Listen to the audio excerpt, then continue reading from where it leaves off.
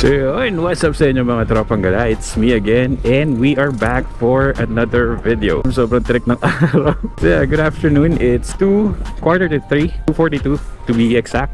Sobrang tagal nating di nakapag-ride, no? Yung huling alis natin is yung sa Victory Peak sa may Infanta, which is hindi naman talaga ako nag-ride nun. Ang nag-ride lang nun is si Sonen and si Tropang Tres. Nakisakay lang tayo sa kotse ni Sir Charles. But yeah, before that, sobrang tagal na, parang almost magto 2 months na yata ako hindi nakapag-ride, hindi nakalabas. For now, lalabas muna tayo kasi nakabili na tayo.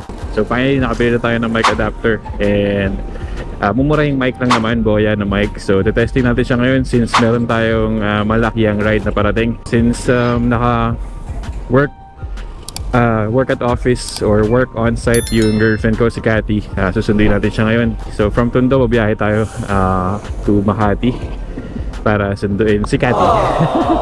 Rhyming since babiyahe nga tayo, testing ko na rin tong mic na nabili natin, no? Para malaman natin kung kailangan mo bang i-adjust yung positioning ng mic and whatnot, and makita natin yung quality, no? Sobrang tagal din nating nagre-ride ng walang mic.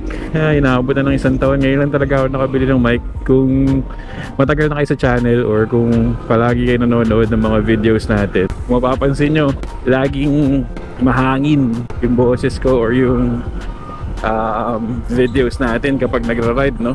Kapag nagra-ride, humihinto or mag-slow down pa ako, tatakbo ko ng mga 20, 30 para lang marinig ako, kasi nga lalo na pag mahangin, nahihirapan ako. At least ngayon may mic na tayo, may mic adapter na, medyo gaganda na yung vlogging natin pag nagmumotor. So yeah, yun yung pakay natin today.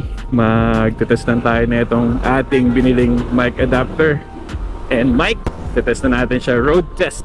Galing Tondo, dito ako dadaan sa may pier, palabas ng Roas Boulevard, punta ng Buendia, hanggang makarating tayo ng Makati. Sa may Swilig building yung pupuntahan natin, doon yung office ng girlfriend ko. Prep na rin pala to, prep na rin pala kasi matagal na pahinga yung motor natin sa long ride. Tinatakbo lang nito is dito lang sa amin sa Tondo, around Tondo lang. So yun yung ride natin, pag ganun lang, wala talagang long ride, sobrang tagal. So medyo malalayo natin ng konti si Vix. Prep na rin to para sa malaki ang ride natin with Team Road Wanderers. So tara, let's go. So yun, Rizal Park na tayo. Yung Rizal Monument dito sa kaliwa. So dire-diretso pa tayo. Buendia tayo, mag-left. Alas 3 yung out ni Cathy. 5 minutes na lang, alas 3 na. So late na tayo. Sana hindi masyadong matraffic.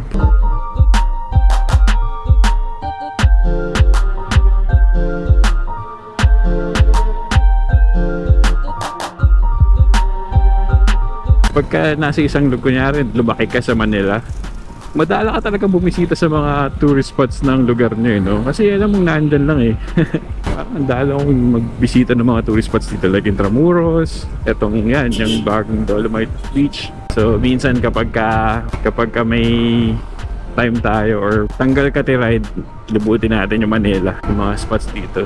But for now, Makati muna tayo.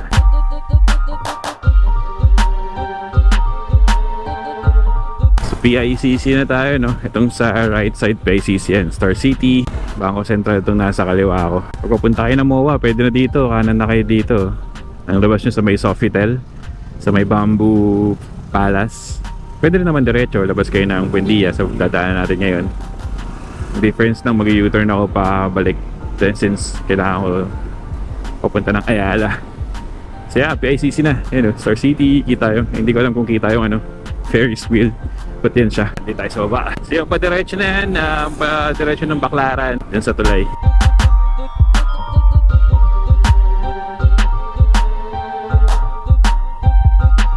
Pagdating sa kanto, Buendia na yan, kakanan lang tayo, then U-turn, yung unang U-turn slot, kagad, tapos pabalik tayo. So World Trade, dito rin, Wensha, yan, ito sa kanan, mga gusto ng spa.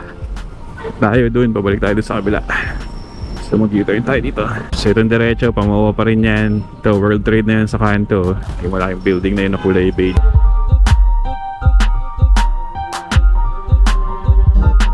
Yung sa kanto, Taft na yan, Buendia Station. Pero lalagpas pa tayo dyan, diretso pa tayo. So itong kanan, papunta ng EDSA. Ito, pabalik ng monumento yung dito sa kaliwa. So yun, medyo mahangin ngayon. Hindi ko alam kung anong kalalabasan. Since mahangin, kung maririnig ba siya. Pero nakasarado yung visor ko. So yeah, matetest natin. Pasensya na kayo kung medyo madaldal tayo ngayon or madaldal si Geraldo ngayon dahil kailangan or gusto ko talagang matest itong mic na binili ko. And para mapakita ko na rin sa inyo syempre kung ano yung quality, kung gaano kalinaw.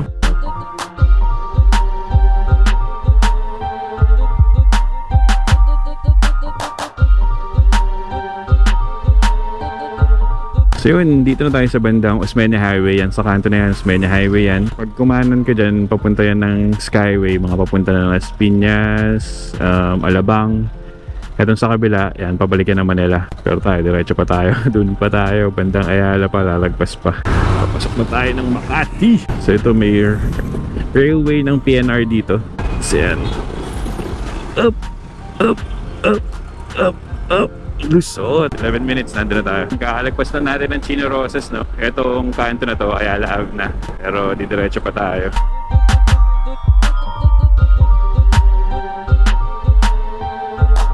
So sa bandang unahan, doon na tayo kakanan. Kita sa Google Maps, medyo mapulaw. Ito na nga ang traffic. But from here, 4 minutes na lang naman. Sa pagkanan, malapit na doon yung building.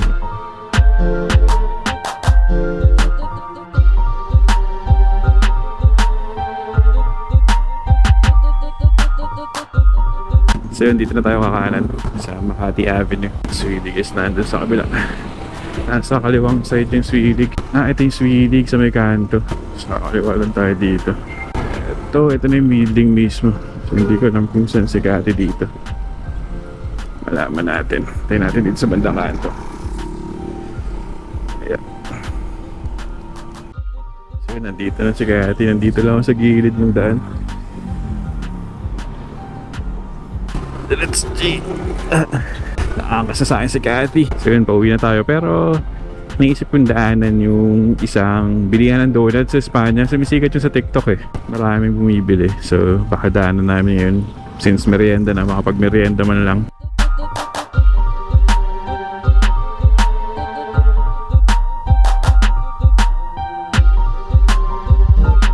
So yun, naminto kami dito sa may Makati Ave, no? Sa may Petron. Kasi meron akong interview ng 3:30 sa Google Meet. Kaya huminto ko para makuha ng quiet place. Tapos yung phone ko nakakonect lang sa intercom. Saka ako sinasagot yung, yung interview. So mga 15 minutes din yun. Kaya yun, nagmadali ako. Anyway, all good naman. Nantayin na tayo ng susunod na process. But yeah, this ride is not about the interview. It's about testing the microphone. So yeah, sana okay kalabasan yung yung sound ng microphone na to.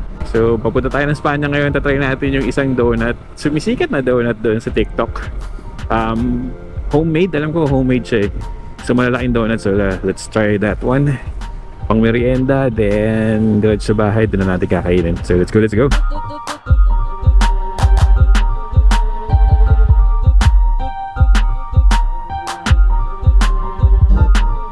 So dire-diretso tayo dito sa Osmeña, labas ng Nagtahan, then palabas ng Lacson. So Espanya ang punta natin right now para sa Big Donuts. So let's go. Medyo traffic, oh grabe. Dilaw nga siya dito sa mapa at nagpupula pa. So yari tayo dito.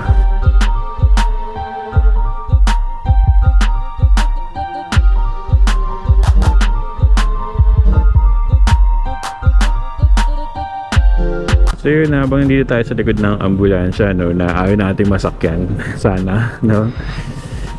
Kwento ko lang din yung itsura nung nabili ko, which is yung Boya. Well, yung mic adapter ng GoPro, syempre from the box, yung makikita mo is adapter lang talaga. Boya, it has yung mic niya, yung mic niya may kasama siyang clip. Para kung gagamitin mo siya hindi sa helmet, I mean pang talagang mic siya or parang lapel. So meron siyang clip. Tapos meron siyang adapter din na pang kung gumagamit kayo ng Hero 2, 3, 4 yata yun, meron siyang adapter. Tapos ang maganda dito sa Boya is pwede na siyang rekta suksok sa mic adapter ng GoPro Hero 10, 11, 12 or 8. Parang alam ko pwede rin pang 8 to eh. I mean, pwede na siya, hindi naman na kailangan ng adapter kasi yung iba, may sinasabi sila na yung dugtungan or yung suksukan or yung pinaka port nung microphone is like may guhit yan, di ba? May number of lines na black. Sa GoPro mic adapter, kailangan dalawa lang yung guhit niya. Pag tatlo, kailangan mong kumuha na, or kailangan bumili ng adapter, kailangan dalawa lang yung guhit. Good thing about Boya, dalawa lang yung guhit niya. So rekta na siya sa mic adapter ng GoPro. So yun yung So yun, nalubat ako. Pero yan, nakalagpas na kami ng nagtahan sa may Mabini Bridge muna. Paakyat din, diretso na nagtahan. Nandito na kami ngayon sa may Espanya. Ito na yung binibili ng donut to. Diba, ang lalaki. So bumili muna kami ng mga donuts. Namin meriendahin natin ito. Sumisikat kasi ito sa TikTok eh. Kaya syempre, since malapit sa atin, tatry na natin. So ito, nakabili na kami. Medyo marami-rami to. Ayan o, meron silang milky cheese, 5 pesos, chocolate,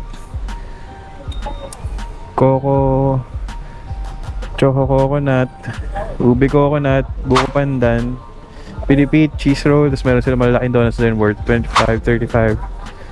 Yung mga mini donuts sila worth 3 for 20. Itong cheese is 5 pesos. May palang bilihan dito. May bilihan pa dito sa kabila ng leche plan, no? Tsaka banana bread. Bakery pala itong katabi. So yun, dito lang siya sa may Espanya, corner Vicente Cruz. Ayan, Espanya, Vicente Cruz. Kanto. Ito na tayo dadaan sa may Vicente Cruz. Then, pabalik ng Lacson. Ikot na tayo dito. So ngayon, pauwi na kami. Sana okay itong road test natin ng ating mic. Sana maganda ang kalabasan ng ating mic. Sinabi ko may upcoming tayong ride. So may aakitin tayong bundok dahil to sa napapanood namin sa YouTube sa mga idol namin. So Team Road Wonders naman ang susubok akitin ang pinakamatarik na kalsada sa Pilipinas. And hopefully maganda yung kinalabasan nung road test natin ngayon dito sa ating bago nating mic. So pauwi namin ngayon. Maraming salamat kung umabot kayo hanggang dito. Abangan nyo yung susunod na vlog natin. Na-excite na ako. And we're ready. Again, thank you sa suporta, sa mga subscribers. Napakasolid nyo. Maraming salamat sa mga nagko-comment sa atin sa Facebook page. Maraming salamat. And yeah, if bago ka sa channel, if you like travel vlogs, feel free to subscribe to the channel. Hit the notification bell para updated na rin kayo sa mga gala natin. Marami tayong pupuntahan this year. Maraming plano ang Tres and ang Road Wonders na puntahan this year. Camping, beach camp, hiking, long rides, short rides, quick rides, night rides, breakfast rides, or anywhere na pupuntahan natin. Maraming salamat. And I'll see you guys in the next video. Ingat lagi. Ride safe sa mga nagmumotor. God bless. Thank you. See ya.